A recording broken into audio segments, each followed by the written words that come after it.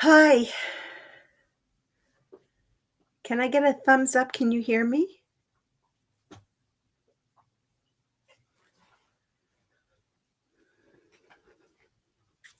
Hi, guys. How are you? Can I get a good thumbs up? Can you hear me? I was talking the other day and I was on mute.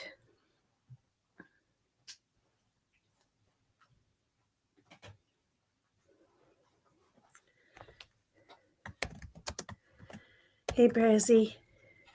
Whoops. I'm going to try to. Oh, great. Thank you. Okay. So, I'm so happy to see you guys here, really and truly. This is an important one for me today. So, I don't think I can type at the same time as talk to you guys, but so hi, Brazzy. Hi, Guilty as hell. So happy that you guys are here. Keela, Cassie. Um, so first I want, and I haven't figured out how to do this yet on YouTube. I'm still working with learning Restream and YouTube and where and how I have a banner that warns people, but we're going to be talking about death, loss, grief.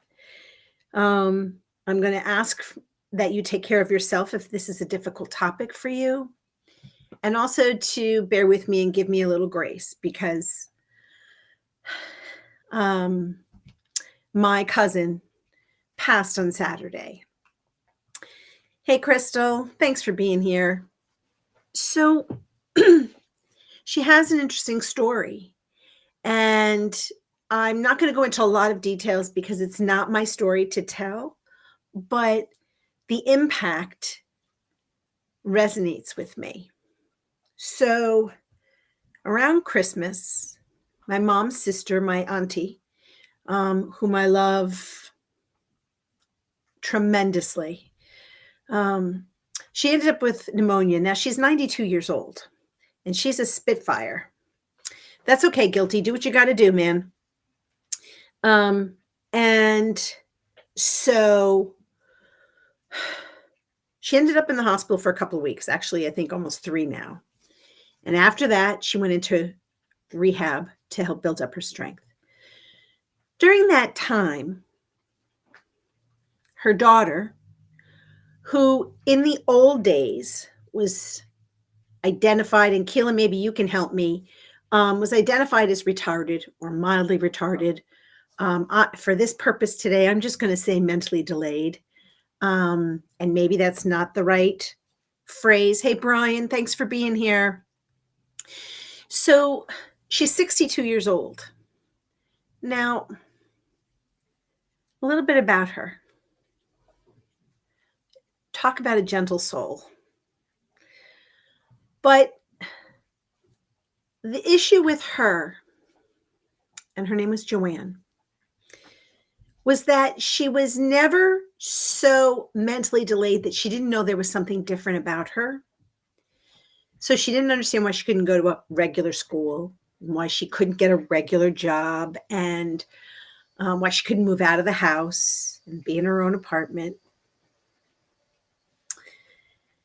And, as the years went on, she had 2 of the best parents you could hope to have, especially during this time, right?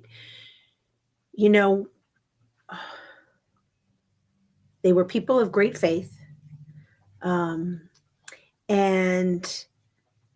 they cared for her. They put all the right resources into her.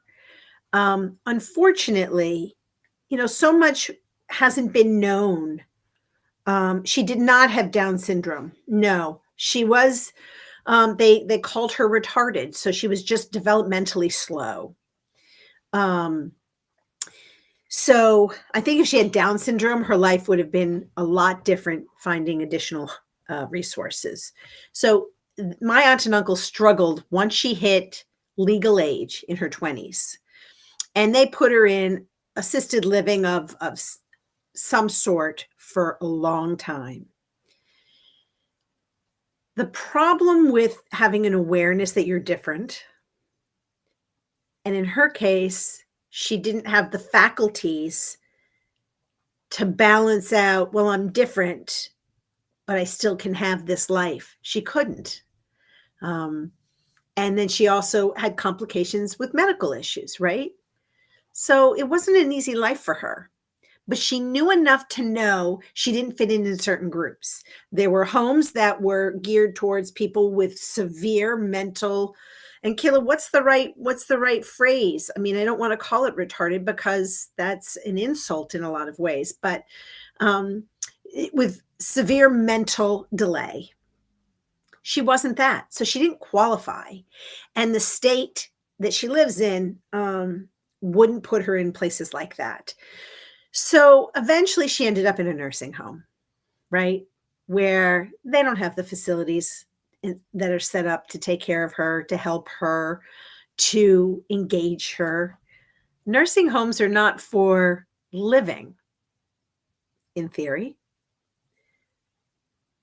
They're for people preparing for end of life that need additional care. And yeah, she was definitely developmentally delayed. The point being, my aunt and uncle they have survived. They're in their 90s, and they don't want to leave this earth knowing that their daughter, though she's in the care of the state, was in the care of the state.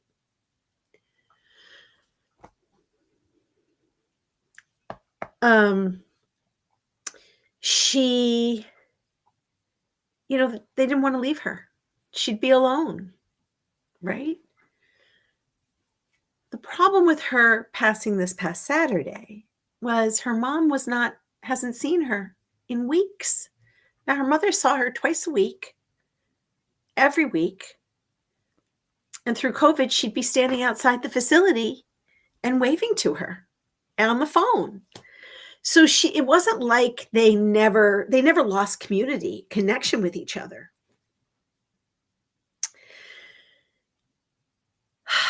So when she passed this Saturday, it literally is breaking my auntie's heart because she hasn't seen her daughter and she died alone. She died alone. And this triggers things for a lot of people, right? It impacts me personally because I knew her. And I had great affection for her. I hadn't seen her in probably 15 years because she's been in a variety of facilities. Seeing me sometimes didn't help. I'm her younger cousin, right? And I'm living the life that she dreamed about. And I sometimes sent her in depression. And she didn't always have a good reaction after there was a communication with me. And we're not physically near each other. So I lived and sent cards and did everything, and I sent them to her parents because that's how we communicated. And I think, the hard part is just watching my aunt and uncle mourn so profound. So this is a tough conversation. I can't say that they're relieved because I don't know that.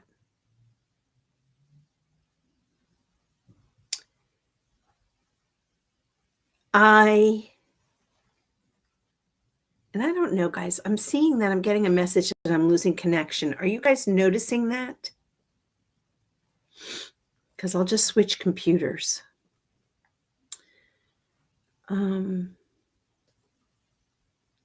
Thanks, Brian. Yeah, I mean, look, as an outsider, my aunt and uncle were going to hang there as long as they possibly could to be there for their daughter. Grief is still there. And I read this quote and I really wanted to share it with everybody. And I did not write who wrote it, and shame on me because I usually do. But please know these are not my words. Grief changes shape, but it never goes away. That wound transforms into strength. Isn't that interesting? I will say that wasn't my experience when I lost my mom. And losing my cousin selfishly triggered me, triggered my sense of loss.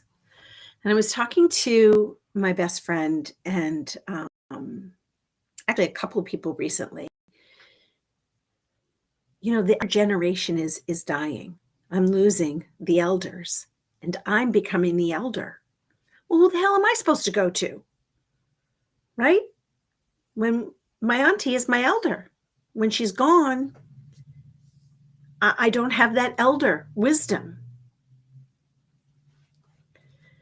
Yeah, Brazzy, I mean, I losing my entire family before 50 and working long-term care. I strongly believe they pass exactly when and who they want there with them. 100%. 100%. And I'm sorry that you lost your entire family before 50. Shit, I don't want to complain. I lost my mother and, had a physical reaction from it and was debilitated for multiple years. But I do agree. When my mom just hung in there until her sister and brother-in-law, my aunt and uncle, could get in from Florida, as well as my brother, who was in Florida, and they were in that freaking horrible hurricane, and they could not get to the hospital. And I swear to God, my uncle willed my mother telepathically to live until he could at least say goodbye to her. And that was on I want to say a Saturday. Was it? No, it was on a Sunday. My uncle got there and he was willing my mother to open her eyes so we could say goodbye to her. And I had to leave the room and I'm going to cry. So bear with me. And my brother got there in time and she died the very next night. So I believe she chose the time for her. She was ready to go. Right.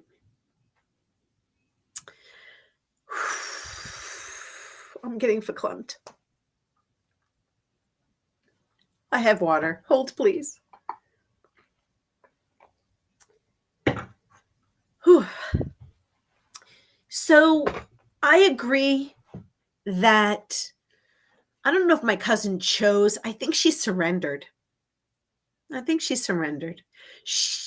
she wanted to be in this world without her parents either. And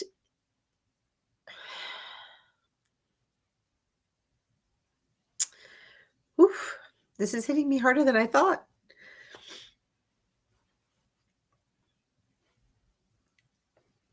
Grief is funny, right? It's peculiar because we go through waves of sorrow and loss.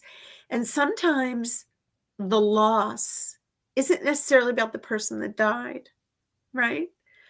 Because you're relieved she's not in pain. She's not alone anymore. She's not suffering in her brain with sort of feeling disconnected. There was no future for this young woman. And she spent, I think, 98% of her time sleeping. And, that brings up so many things for people. And it's a topic that, maybe Keila, we could have a conversation someday, on each other's channels about, what does our future look like? I don't have children. I'm not married. Who's going to be there with me? So, yes, I came into the world alone, but I didn't know it. Going out of the world, I'm going to know it.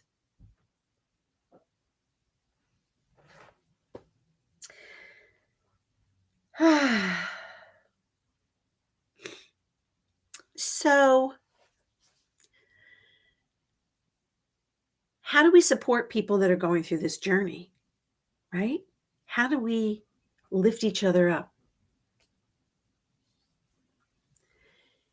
How do we embrace and comfort each other? Now, I think I had mentioned, and this, I don't even remember anymore, and I've only done this is my third live on my channel, and then when I was on The Village. So I'm not really sure where I brought this up, but when I was going through my deep grief, I um I really trying to think of the right word. I was alone. There were one or two people in my life that could support me. And so the silence of grief is very profound. And I think one of the reasons I wanted to start this channel, I don't want it to just be about grief, but I want it to be a support of people in grief. We grieve because we loved. There are times when we grieve because someone stole something from us, whether it's our innocence or someone from us or, a missed opportunity or a career, something like that. All that's valid. What I think I struggled with, and I still do, I want to talk about my mom. I adored that woman. She was my bestie. My mom was my bestie. And hold on a sec because I'm being texted. And okay, thanks, Keila. I had mentioned last time that what happens when people don't know how to handle your grief. Mine was profound and it was traumatic and it was intense and it was overwhelming. Amen, hallelujah. I really went over the top. My sorrow was palpable. You felt it, you knew it, and seriously, it is not easy when the person that you're sitting in front of is sobbing uncontrollable and there are no words. I didn't have words and I didn't want words. I wanted comfort. I wanted somebody to tell me that they loved me. That person was no longer alive. So that's what this is bringing up for me, is a reminder.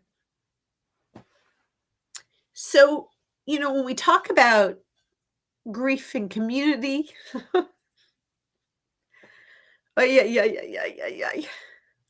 I'm getting all fakakta in the caboodle.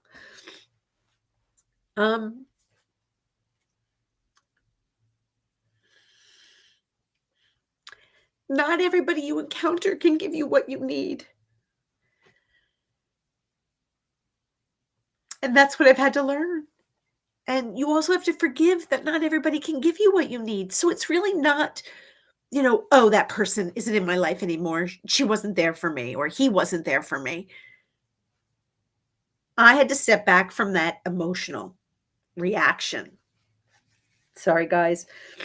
The tears are getting to me. That's why I didn't wear makeup today, because I knew I was going to probably cry. It's people's limitations. And so building this community is to allow you to talk about the people that you love. And there are hard things. Grief is not easy. Loss is not easy because who's there to replace it? And if you lost the person that built you up or comforted you or loved you or shared with you,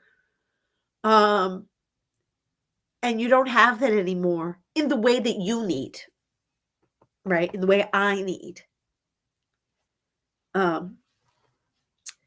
Anytime someone that you love dies, it throws you a curveball. It's a reminder. So, yes, Kayla, we are always here for each other, and it's new. This is a new community for me.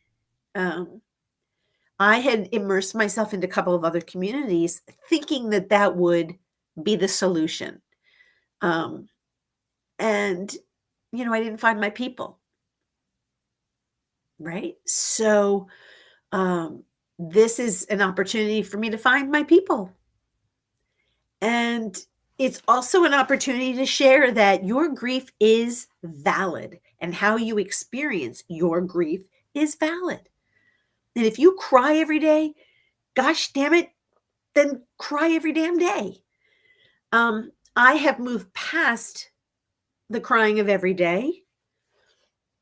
My mother would kick my ass if she knew I was still crying, period. But um, because I'm the first one to say um, it was her time, and she went filled with love. I mean, that's what I could hope for. And one of my brothers was with her, so she was not alone. And I think that's what makes me sad, is my cousin was alone.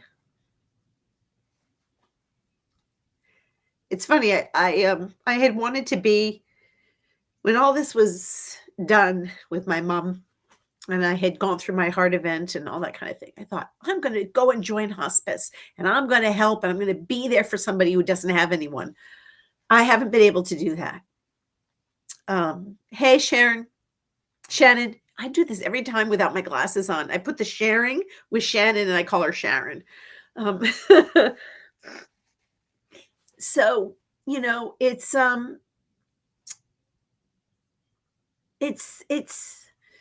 there are sunsets. My mother was an artist. I don't know, I'm gonna tilt this a little, and that was one of her paintings. I don't know if you can see that painting of a woman on a beach. It's very Victorian.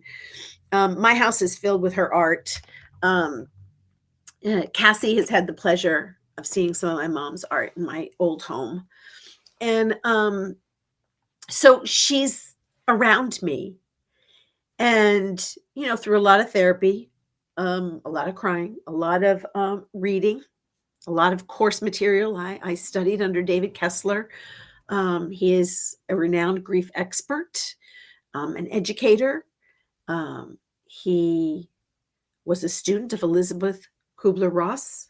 And thank you, Shannon. Yeah, it's a beautiful painting. And so, some of what he taught was, we grieve and move through things at our own time and place. And grief comes in waves. I could be fine for a couple of days or a week or a month. And then out of the blue, it's like someone took my heart and squeezed all the blood out of it and put it back into my chest. And it's like, okay, now beat. And, what do you want to do? I want to flip the bird and say, what do you mean? Let my heart beat. So that's what this has triggered for me for my cousin.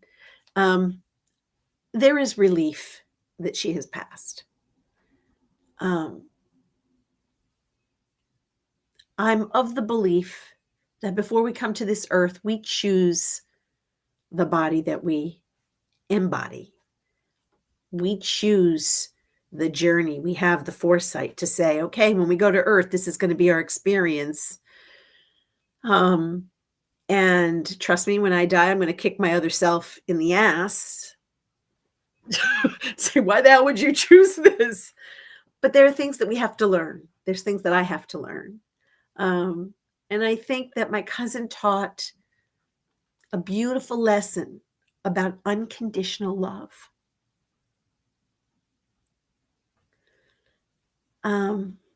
Yeah, Shannon, it comes in waves, man. And I've lost other people, but intellectually, I could compartmentalize. Well, this person was, X age and they were older. And, if someone died young, and I had several friends die, a couple from breast cancer. I had an employee die in the Iraq War. Young woman, actually. She was a young woman, a mother. And I could feel sorrow, right? My mother was my heart. She was my beating heart.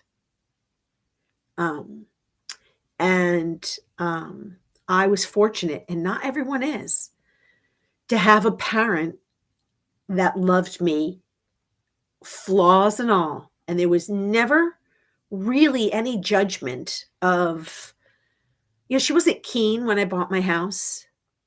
And that'll be a story for another day.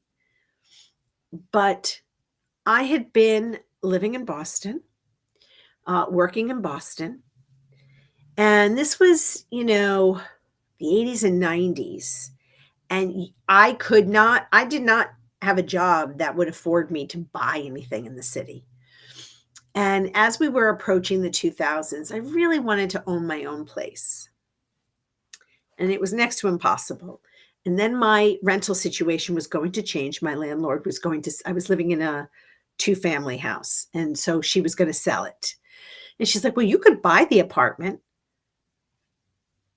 $600,000 and change. I literally started to laugh. I'm like, if I had $600,000, I'd be going buying myself a mansion. Well, I ended up buying technically a mansion 80 miles outside of Boston. That was a bed and breakfast. Hey, Mish. And it was a bed and breakfast. My plan was, as I retire, I would open it and run it, and I would still do it on weekends and that kind of thing. So my mom wasn't too keen on it. My father was dead set against it because it was too much. It's too much to manage, too much to afford. And, it was one of the first times in my life that I was like, I'm living my own life, guys. This is my decision, and I'll pay the consequences. And had I not lost my job after my mom died, and had I not had that massive heart event, I'd still be there. If you could be in love with a house, I was in love with a house.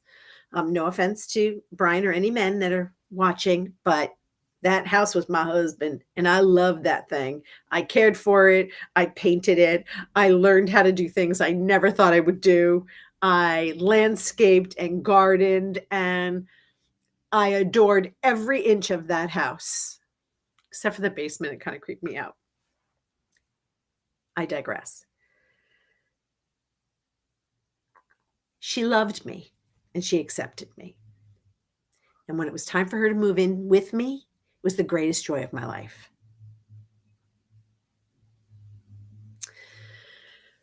Whew.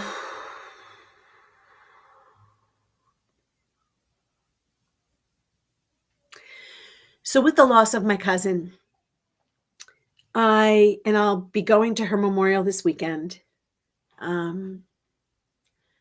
It's how am I a good support for my aunt and uncle? And I struggle with this a lot. I hate to drive.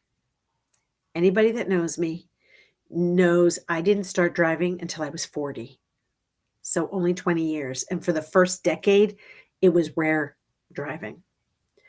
And now it's even less so because once COVID hit, we didn't go anywhere. And after COVID, I didn't have any money to go any place. So I want to go with an open heart, and I want to go with a heart of compassion. And that's a given for me. But I don't want to be an emotional basket case because I don't want to put my shit on my aunt and uncle. They need the love and the support. Cassie, you are so right, my friend. And we look to people to be our unconditional support. And I don't know if that's fair. I'm on this journey, this evolution. And I'm going to talk about that in the coming weeks. It's called The Living Art. And it is, it's an incredible self-evaluation. And it's tough. That's all I'm going to say. It's tough because you're looking at yourself. You're looking at your inner child. You're looking at the wounds and traumas, the bumps and bruises, and the things that we are conditioned to believe, rightly or wrongly. With very few exceptions, because there are some rotten human beings that are parents that should never have been parents. In general, parents don't start out to fuck up their kids. They want their kids to do better than they did, in most cases. And there are some really not so good humans that have children.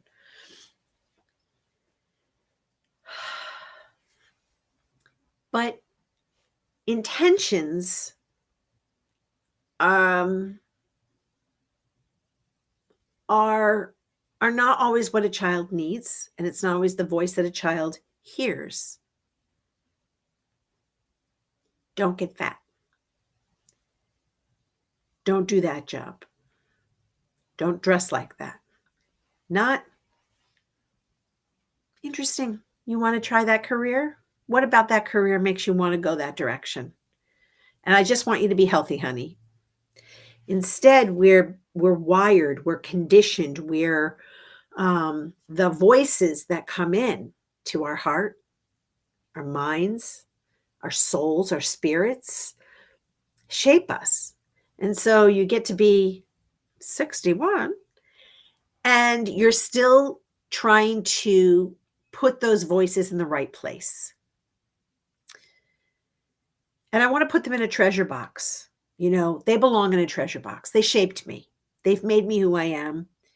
And there's a lot of me that made me who I am. And I do grieve that little girl. And I grieve the teenager. There's a lot of loneliness that has been compiled into this being that I am. There's a lot of, forgiveness because I didn't know better because no one taught me. No one shared with me the ways of the world.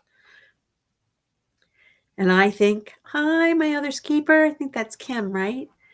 I think that, we get directed by our elders. Having said that, and that sort of brings me back to this topic, as I age and as I see people around me in my community physically here that are my seniors and I'm losing them, I become the elder. And part of what's important to me in building this community is that I don't have any other elders for me to go to. And that's, I think, the draw for me in this, all of this with you guys, is to build that. Thanks. I appreciate you coming. It's to help us support each other. Not all of us have children. Not all of us have spouses. Not all of us have that physical community that can raise us up and support us and be there. And I think that's part of what Misha created with the village. And I know she's not the only person, but she's the one I know. And she's helped me a lot personally. I think that, there's a beauty in our elders. And my fear is with the loss of my aunt and uncle's daughter, they're going to breathe into it's okay for them to pass now. And I'm not prepared for that.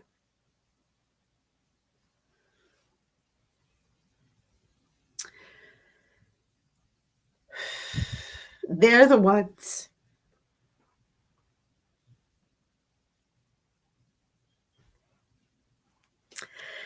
that check out on me every week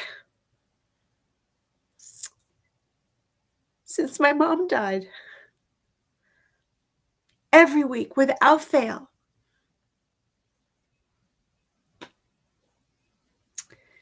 When I lose that, that's what I'm anticipating. So I want to step back and just talk about the rawness of death, the rawness of grief, the rawness of loss. We all feel it, and none of us get to escape it. How we handle it is, is going to be our own journey, and it's not right or wrong. We all get to experience this in their own way, their own manner. Sorry, guys. All right. Good thing I did not want to wear any mascara. I want to say that each of us, as we experience a loss, I embrace you. And I do truly send you love and light because it sucks. And this is our journey from birth to death. This is our journey. And we're supposed to die, right? I just want to, when I die, I want to have done something. I want to have meant something to someone.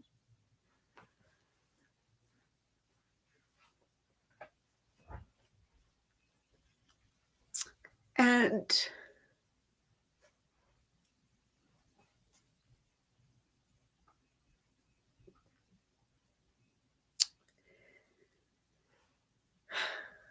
I want to give space for those of you that, struggle. This is an ongoing battle. It's an ongoing journey. And I have a much better grip on my grief than I did a year ago, 5 years ago. I have to do counting in my head. Hold on. Yeah, it's been 5 years since my heart event. So in the last 5 years, I have really come far with moving through grief, incorporating it and accepting that loss is okay and crying is okay and feeling lonely and depressed is okay. I don't want to live in that space. And that's what, if I can offer any hope, I don't want any of us to live in that space because we don't have an opportunity to get out of it and not be heard. I don't want us to be silenced by our grief. I don't want us to be silenced by our reaction to grief.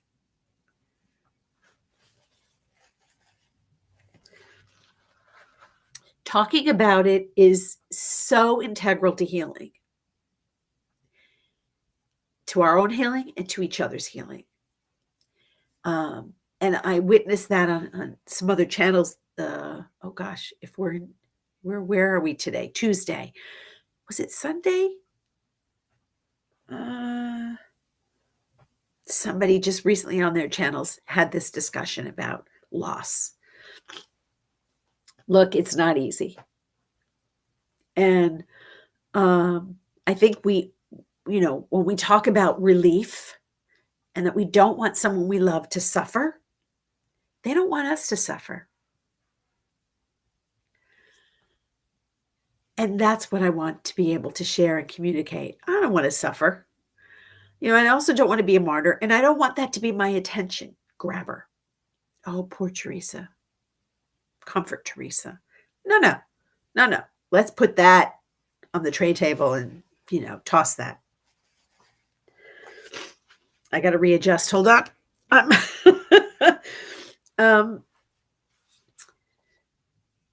That's the old me, that in order to feel loved, I needed to be wounded.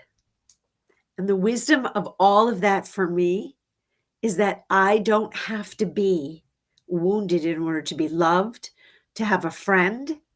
I don't want anyone to feel sorry for me. That's not the way I want attention. I want to be acknowledged and recognized and loved for me. And I've spent a lot of time trying to find out who that is. It's funny. Somebody said to me when we were having a conversation in a class, well, who are you? I said, oh, for God's sakes. Isn't that the question of the century? But I think that, as we evolve, we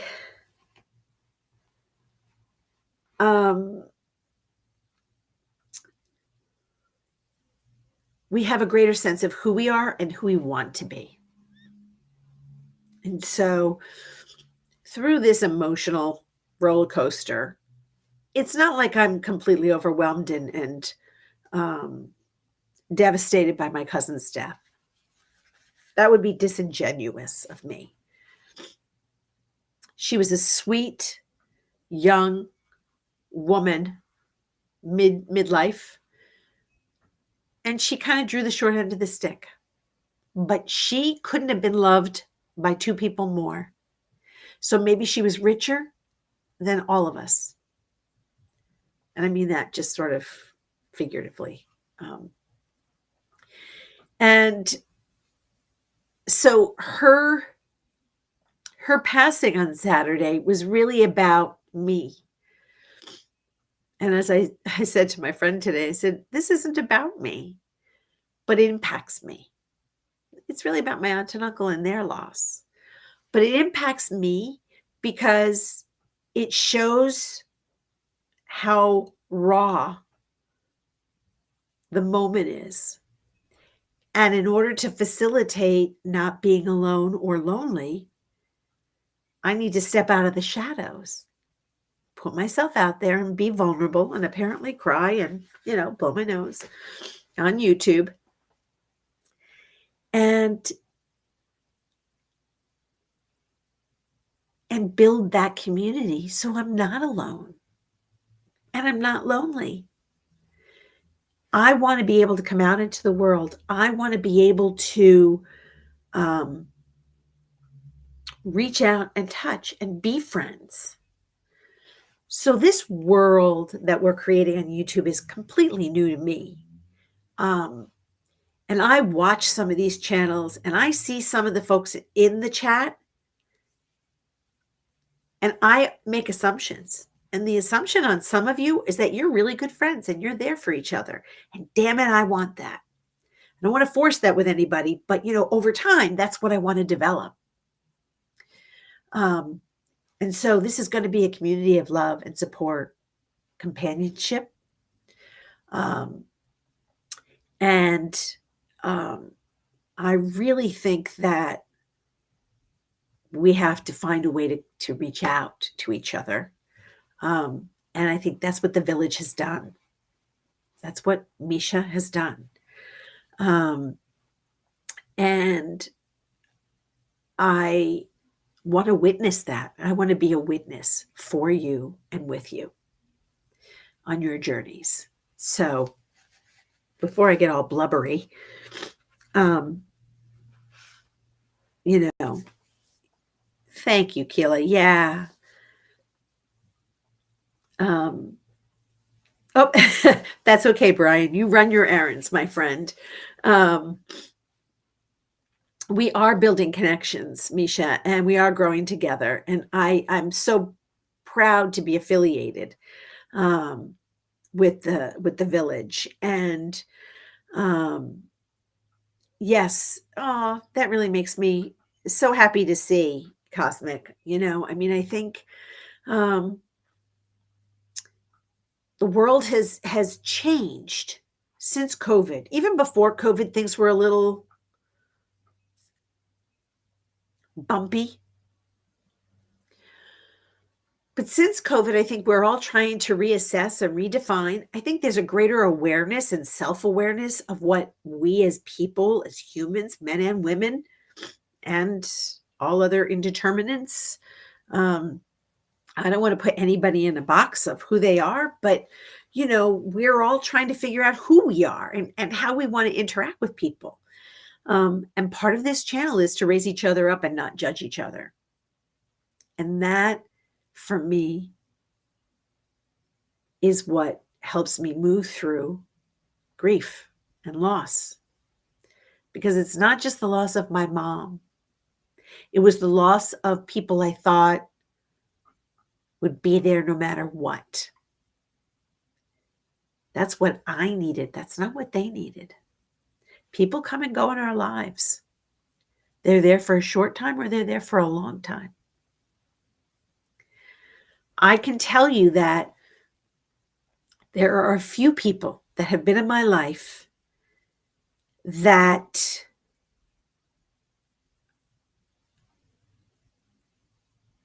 have really ridden the roller coaster. Is that the right word? They've been on that roller coaster with me. And then there are others that had to step off. And they've got some shit in their own life. And we all had to draw boundaries on what we're capable of doing and how much we want to put out there. And boundaries are key. One of the things that I've witnessed in the community over the last couple of years, so it's not just this channel, it's a couple of others I've followed. We judge harshly and we project onto other people how they should or should not behave or respond or react. I don't want to do that here, people. I'm not going to do that here. And I don't want us to do that here. Oh, I'm going to take a look at that, Mish. I'm afraid to hit the link, but I will definitely look at that offline. So I want to wrap this up. I want to thank you for being here with me. I want to thank you for listening to me. And I look forward to us really building a conversational community. So as I get better at figuring out YouTube, and I tried today like heck, and even yesterday afternoon, to figure out how to build some of this stuff on YouTube. I'm really struggling. I'm not technically, no, I'm going to reverse that. I'm still learning the ins and outs of using these tools of YouTube and Restream. But as I get better at it, I look forward to building communities with you all and having these, face-to-face conversations. I can invite you in and we can sit and have these conversations about what's most important to us. How do we grow? How do we respect each other? It's one thing to sort of be gossipy, and that's great. Do that privately. But I want to affect change, and I want to affect relationships. So as always, thank you for being here. And as I sign off, I send you with many blessings of love, light, healing, community, sprinkled with a little joy, a little laughter, and a little gratitude. So until next time, guys, bless you, and I'll see you later.